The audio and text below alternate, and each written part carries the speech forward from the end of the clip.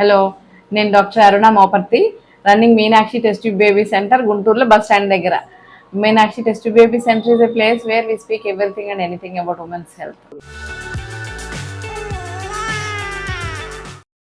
Pregnancy రావట్లేదు, అసలు వీర్యం కణాలు తక్కువ ఉన్నాయి, జెంట్స్లో ప్రాబ్లం ఉంది అనడానికి అసలు వీర్యం కణాలు ఎలా ఉంటాయి, ఎక్కడ పుడతాయి, ఎలా తయారవుతాయి అనే దాని గురించి బ్రీఫ్గా చెప్పాలనుకుంటున్నాను. వీర్యం కణాలు మామూలుగా టెస్టిస్లో ప్రొడక్షన్ జరుగుతుంది అనమాట.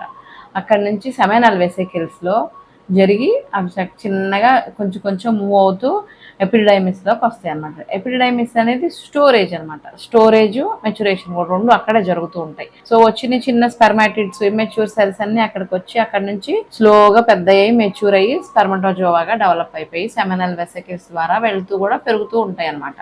అక్కడ పెరుగుతూ ప్రాస్టేట్ అనే గ్రంథి ఉంటుంది, అది చాలా మంది తెలిసే ఉంటుంది. ఆ ప్రాస్టేట్ గ్రంథి, ఆ సెమినల్ వెసికల్స్ వచ్చి ఫ్లూయిడ్ సెక్రీషన్స్ వస్తాయి అనమాట గ్రంథిలో నుంచి. వాటి ద్వారా ఈ వీర్యం కణాలకి న్యూట్రిషన్ వస్తుంది.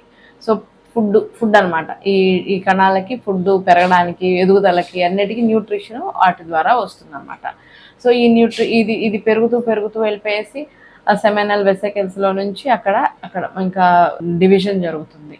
ఒక్క వీర్యం కణము దానిలో ఉన్న డిఎన్ఏ డివైడ్ అయిపోయి రెండుగా తయారవుతాయి. 2, 4, 4, 8 అవుతాయి, 8, 16 అలాగా ఈ మైటాటిక్, మియోటిక్ డివిజన్స్ అన్నీ ఇక్కడే జరుగుతాయి అన్నమాట. స్పెర్మాటిక్ సెమినల్ వెసికల్స్లో వీర్యం కణాలు అలా చిన్నగా చిన్నగా 1, 2 అట్లా పెరుగుతూ మిలియన్స్ అండ్ మిలియన్స్ ఆఫ్ కణాలు ఉత్పత్తి అవుతాయి అన్నమాట.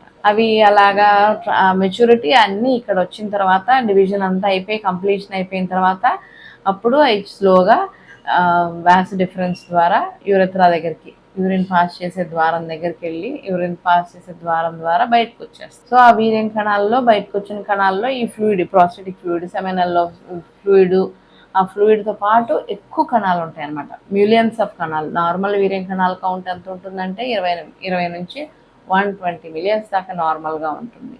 ఆ ఉన్న మిలియన్స్లో మొటిలిటీ, కణాల కదిలిక శక్తి కనీసం ఒక 50% అన్నా ఉండాలి.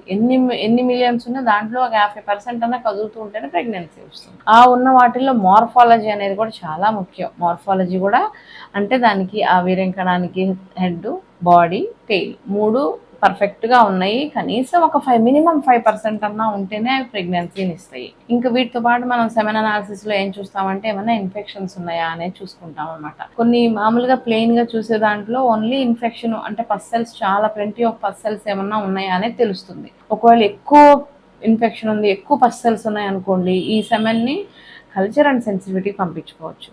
కల్చర్ టెస్ట్లో మనకి అవి ఏమి గొనోరియల్ ఇన్ఫెక్షనా, క్లెమిడియల్ ఇన్ఫెక్షనా, సింపుల్ ఇన్ఫెక్షన్సా, సెక్షువల్లీ ట్రాన్స్మిటెడ్ ఇన్ఫెక్షన్సా, హెచ్ఐవి ఇన్ఫెక్షన్సా, అన్ని ఏం ఇన్ఫెక్షన్ ఉంది ఈ వీర్యం కణాలలో అనేది చూసుకొని దానికి స్పెసిఫిక్ యాంటీబయాటిక్ అలా వాడుకొని ఇన్ఫెక్షన్ ఈ ప్రొడక్షన్ దగ్గర ఎపిడైమిస్లో ఏమన్నా ప్రాబ్లం వచ్చినా అవి పెరగటం కష్టం, పెరిగిన మెచ్యూరిటీ రాదు, ఉపయోగపడవు అనమాట. సో ఈ లెవెల్లో ఎక్కడ ఇన్ఫెక్షన్స్ ఉన్నా కూడా వాటిని మనం కరెక్ట్ చేయగలిగేది ఇన్ఫెక్షన్ ఒక్కటే.